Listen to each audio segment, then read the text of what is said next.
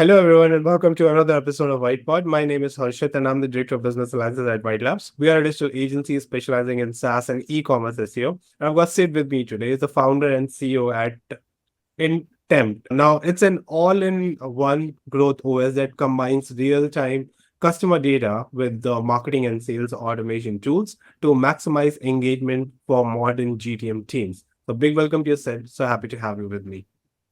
Thanks, Harshit. Happy to be here. Great. Let's start with what really inspired you, Sid, to start Intempt, and how has your journey shaped the company's vision and mission?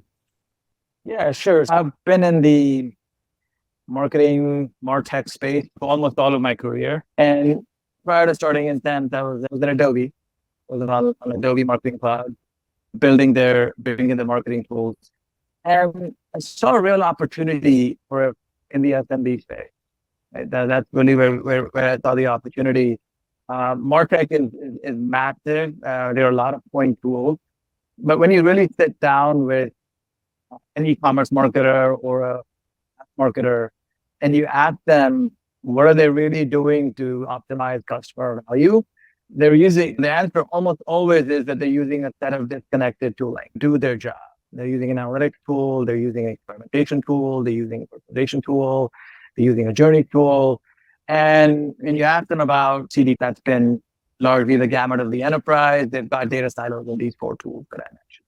So that's the reality that I saw in ubiquitously in this space, despite having a set of a massive fragmentation of tooling and marketing. That really led to the inspiration really was around three specific vectors. The first was, can we create an all-in-one, easy to use, practical tool that allows a customer to maximize their lifetime value? So acquire, retain, and monetize their customers efficiently. Can we create that all-in-one tool? That was the first one with the CDP foundation. And then, like I said, the analytics tool, the experimentation tool, personalization, and the journey tool, all working smoothly on top of the CDP with no data science. Right? That was the first question we asked. Can we do that? The second question we asked is, hey, can you use AI in very practical and specific ways for e-commerce marketers and SaaS marketers to make money? Okay, can we bake that in? And then the third question we asked was, can we do the first two at a price point that doesn't negatively impact their margin to the point where it's not worth it and to invest in such a martech stack for the SMB? And when you ask these three questions, can you build an all-in-one tool? Can you AI power it so they don't have to do as much manual work? And the third thing is, can you bundle it all at a price point where it'd be a no-brainer to buy it and deploy it?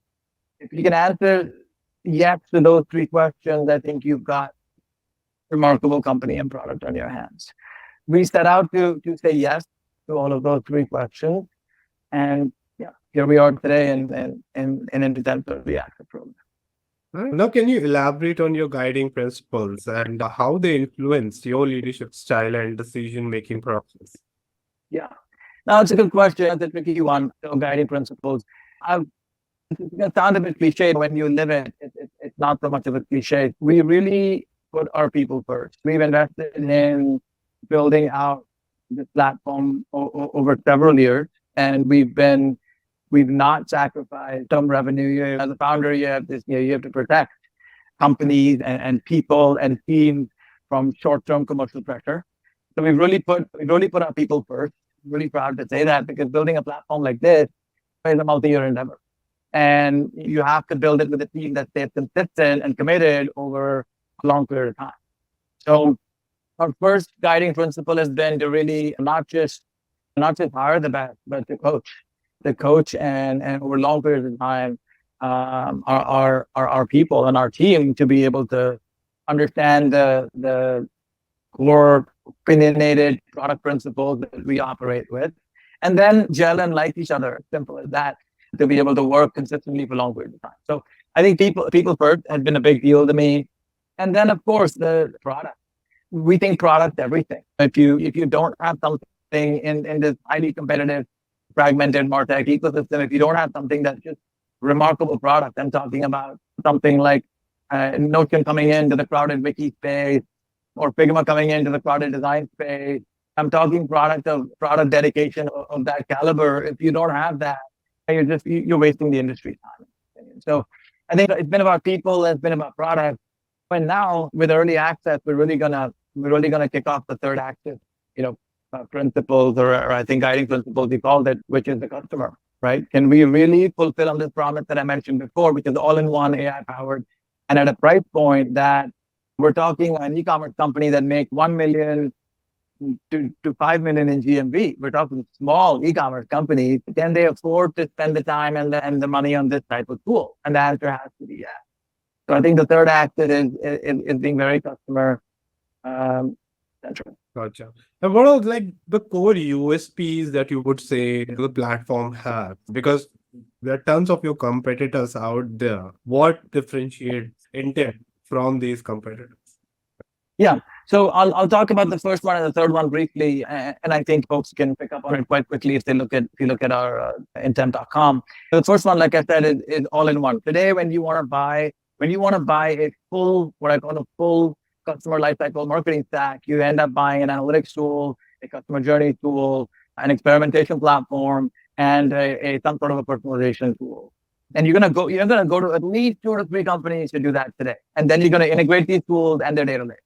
So I think I'll leave that there. And the third thing is pricing, right? If you're talking to and you're getting into price points of even 5K a month for MarTech tooling, it doesn't pencil for a lot of e-commerce and SaaS companies, particularly the ones that are in early stages of their growth.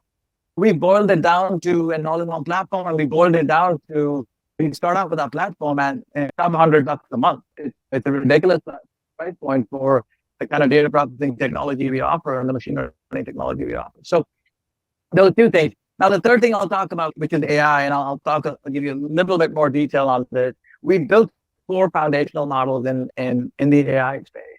For e-commerce companies, we built a recency frequency monetary based model. We built a likelihood model, what we call a propensity to purchase model.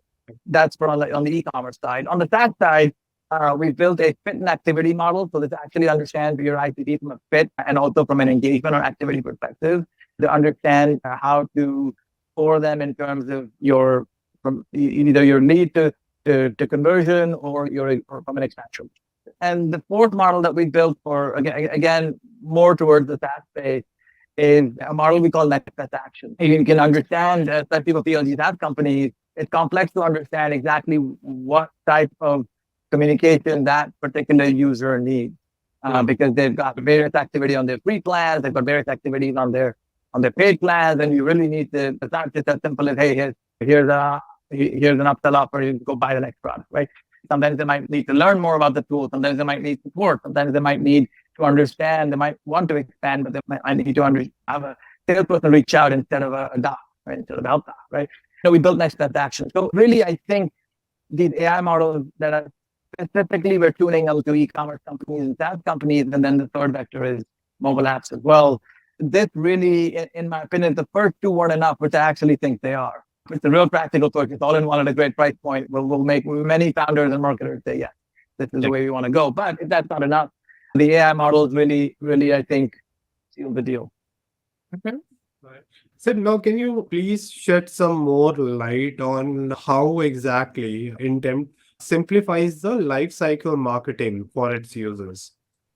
Yeah, that's another good question. I'll answer it briefly, and then there's always answers to this, or we could be here all day. But quite simply, if you just step back and look at things simply, what marketers are used to doing today is, in order to do customer lifecycle marketing effectively, is they do manual segmentation. Okay, so they look at your behavior, then look at your demographics, they'll look at your firmographics if they're looking at an account, and they'll do roughly manual segmentation, so rules with the tons of ands and all, right? So that's what they'll do today. Fundamentally, and then they'll do a series of campaigns that will be mapped to upwards of 10 to 50 to 100 segments in many cases, what we've seen in these customer lifecycle programs. So we want to now. There's definitely a place for manual segmentation. Don't get me wrong, and it's very effective in many cases. And the marketer absolutely should use their intuition. I'm not a believer in AI taking over and the marketer switching off. But like I said, these four foundational models that we built, which is the next best action, our likelihood model, our fit and activity model, and the recency frequency monetary model, these dramatically reduce the amount of manual segmentation that you have to do.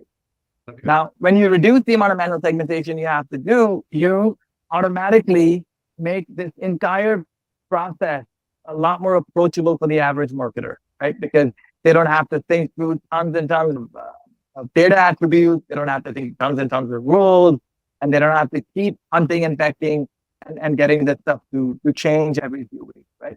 That is the fundamental innovation behind making this process simpler. And apart from that, just being able to, it's almost magical, just being able to go from doing a customer journey to looking at the analytics on it to running a full stack A/B test or experimentation.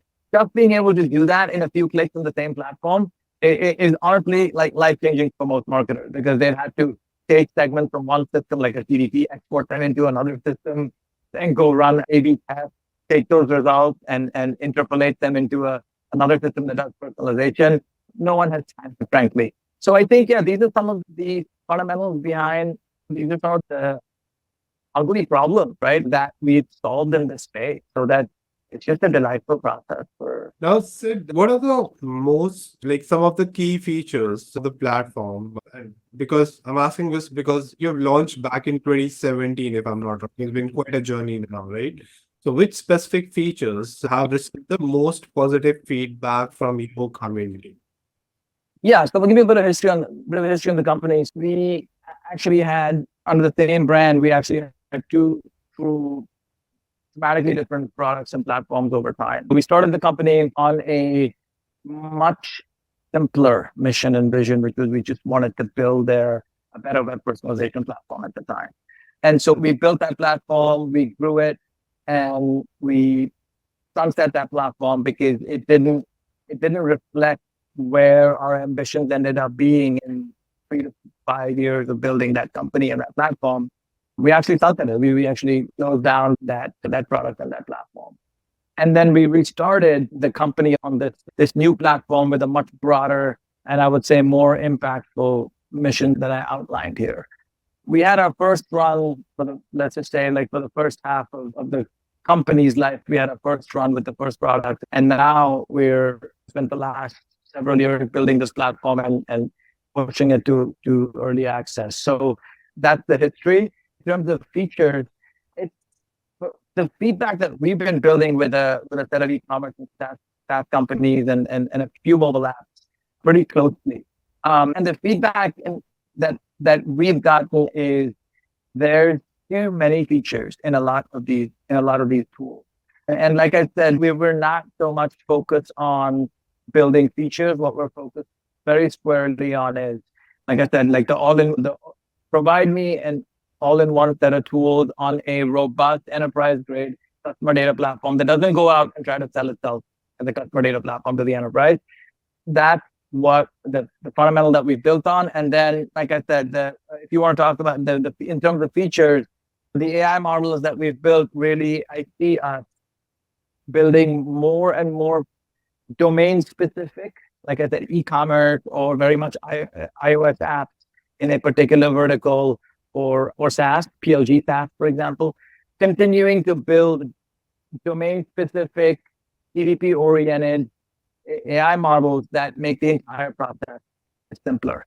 So that's where I see the majority of features being added over the next 5 years of the company. Gotcha. And how do you foresee the role of AI evolving in the marketing industry over the next few years? Like, where exactly do you see the trend shifting to? Yeah, this is another fantastic question. I think I'll talk about it not in terms of AI overall, but I'll talk about it in the terms that I have expertise in, which is customer data platforms and how I see them interacting with LLMs. Really, which is, I think, if this code is cracked, I think it'll be a fundamental unlock for the space. basically the large language models, as we all know, they lack very, and I'm talking about context in terms of the context that they lack, where I see the big opportunity is the context that CDPs have. So Hmm. CDPs today, they understand in all the warehouses, right? Warehouses, the CDPs, what they understand is years and years of customer behavior, right? So when you ask where I see the biggest unlock being is if I go and ask an LLM, hey, what Harshit gonna buy or be interested in with Nike tomorrow, right? And LLM should be able to answer that question with a lot more color than just the CDP would. Now, what exactly is that color?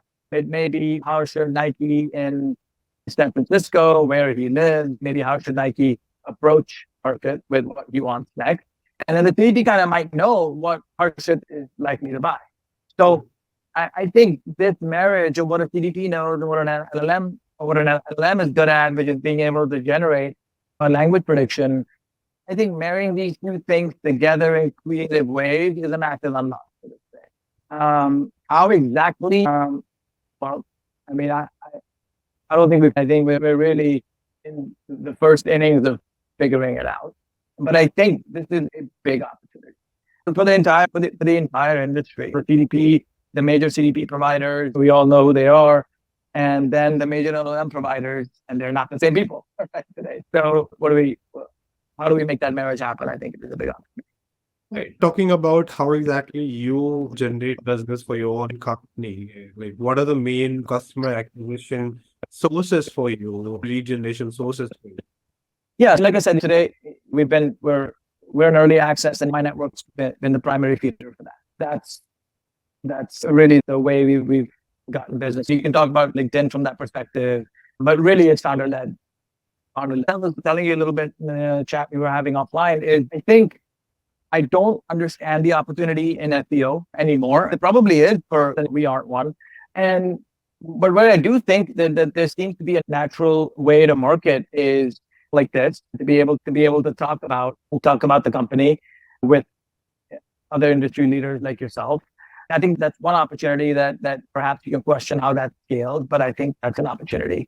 The second is, like I was saying, is being able to collaborate with influencers or folks that have large audiences that truly understand, at least in our case, the concept of lifecycle marketing, the concept of acquisition, conversion, retention in an efficient manner.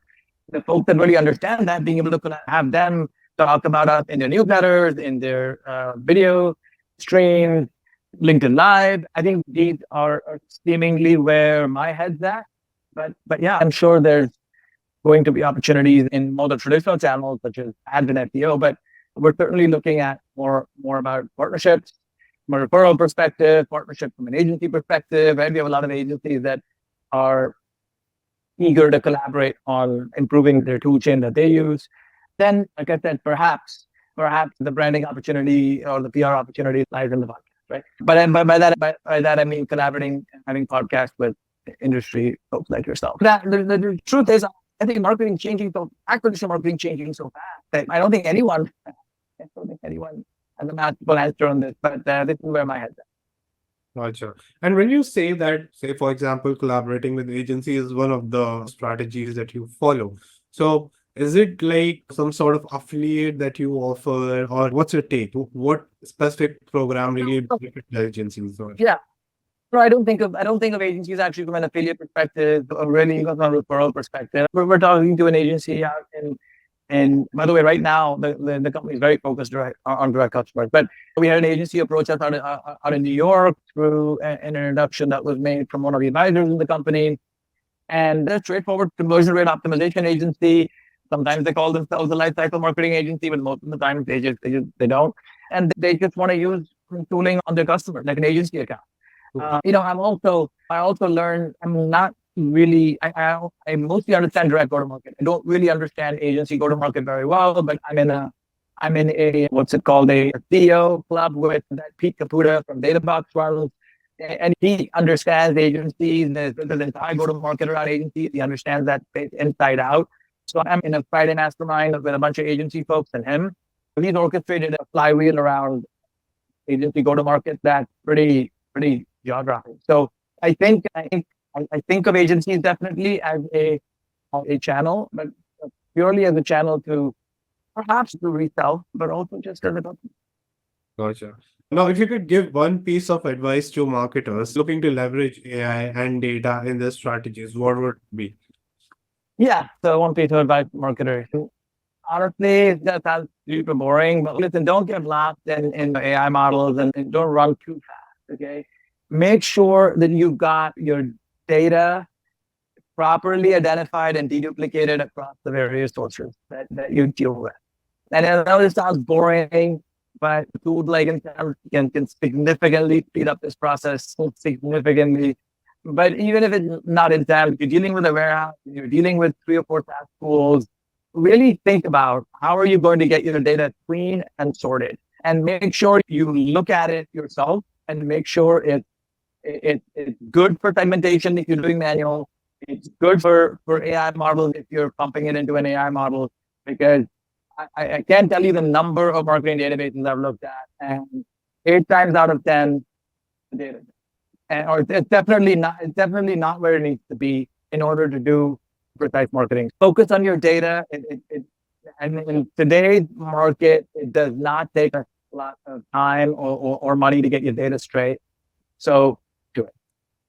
Brilliant. All right, so we're coming to an end, and I would love to have a quick rapid fire with you. Are you ready for that?